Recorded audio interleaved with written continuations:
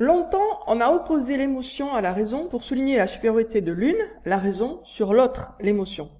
Notre raison nous aide à découvrir la vérité, tandis que bien souvent, nos émotions nous égarent loin d'elle. Quoiqu'elle soit de nos jours considérée comme dépassée, cette opposition est toujours aussi pertinente. Dieu, dans le Coran, nous appelle à réfléchir beaucoup plus qu'à nous émouvoir. Citons seulement 2 versets parmi beaucoup d'autres. Pour vous, il a assujetti la nuit et le jour, le soleil et la lune. Et à son ordre sont assujettis les étoiles. Voilà bien là des preuves pour des gens qui raisonnent.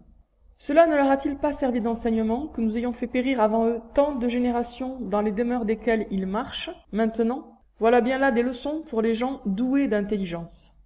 Les signes de l'univers et de la nature, ainsi que les traces archéologiques des châtiments que Dieu a infligés au peuple antérieur, doivent nous conduire à méditer sur sa toute-puissance, sa bonté, sa sagesse et sa juste colère.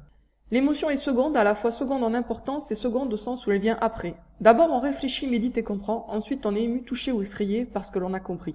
Pour ne prendre qu'un exemple, la gratitude, une vertu éminemment islamique, est à la fois un sentiment et une manière de penser, mais c'est une manière de penser avant de devenir un sentiment. C'est parce que l'on prend conscience de tout ce que l'on doit à Dieu ou à l'une de ses créatures, autrement dit c'est parce que l'on pense de certaine manière, la juste, la bonne, que l'on éprouve l'émotion douce et profonde, tendre et ardente de la gratitude.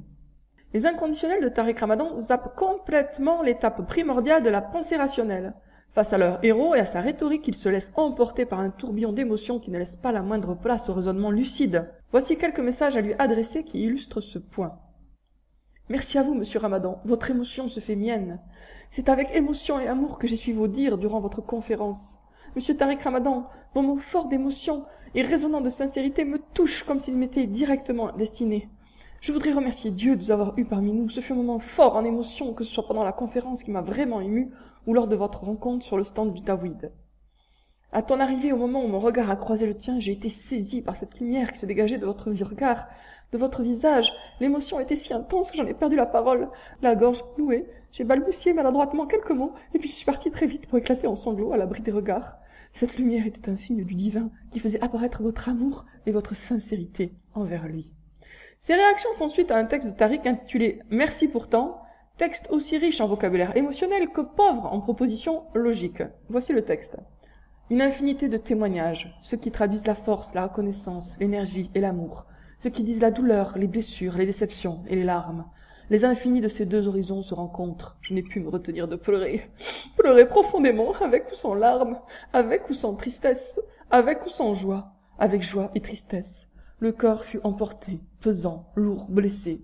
Je vous ai rencontré dans les allées, au cœur de cette foule. Tant de signes, mes yeux se sont mouillés. Une tristesse infinie.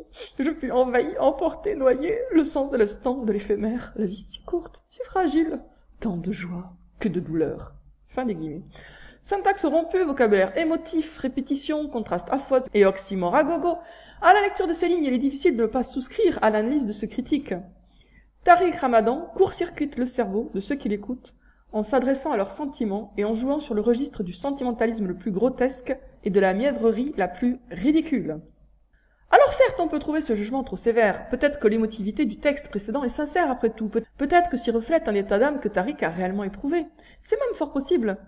Mais il n'en reste pas moins que mélanger allègrement joie et tristesse, joie et douleur, le tout pour évoquer une noyade émotionnelle, envahi, emporté, noyé, c'est prédisposer ses lecteurs à sombrer la tête la première dans la guimauve la plus mielleuse, au risque de les voir y engluer irrévocablement leurs neurones. Mais peut-être est-ce ce que Tariq Ramadan espère. Il faut savoir que l'éminent professeur d'Oxford pense qu'il est bon de dépasser les limites de la raison et de la logique en ayant recours aux sentiments. Citation.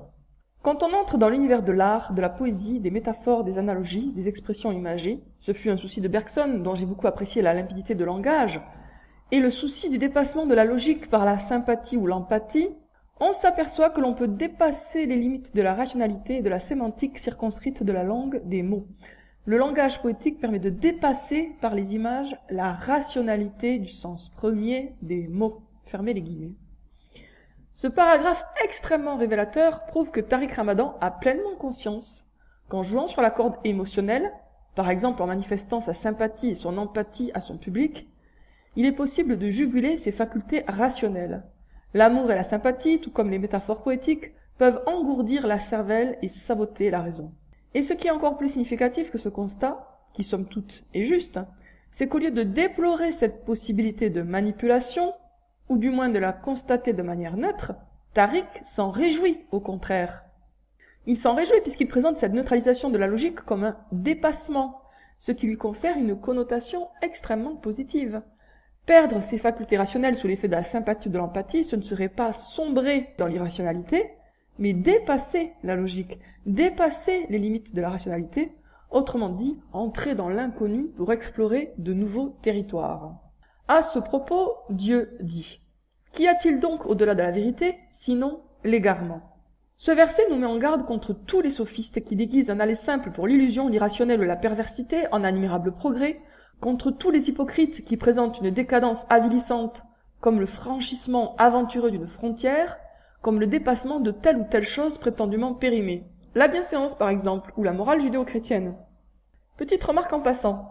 Dans son ouvrage Par-delà le bien et le mal, le philosophe allemand Friedrich Nietzsche, 1844-1900, dont Tariq Ramadan est un grand admirateur, axe tout son livre autour de ce sophisme, comme le révèle le titre de son ouvrage. Par-delà le bien et le mal. À la lecture de Nietzsche comme à celle de Ramadan, il est bon de se poser la question suivante. Les questions suivantes. En fin de compte, qu'y a-t-il au-delà de la vérité, sinon l'erreur et le mensonge? Au-delà de la logique, sinon l'incohérence et l'absurdité? Au-delà de l'intelligence, sinon la stupidité et le crétinisme? Au-delà de l'opposition du bien et du mal, sinon la fin de toute morale? Dépasser la vérité et la rationalité, c'est se retrouver dans un chaos crépusculaire où la fiction tutoie l'illusion, où la chèvre passe pour le loup et le loup pour le chou.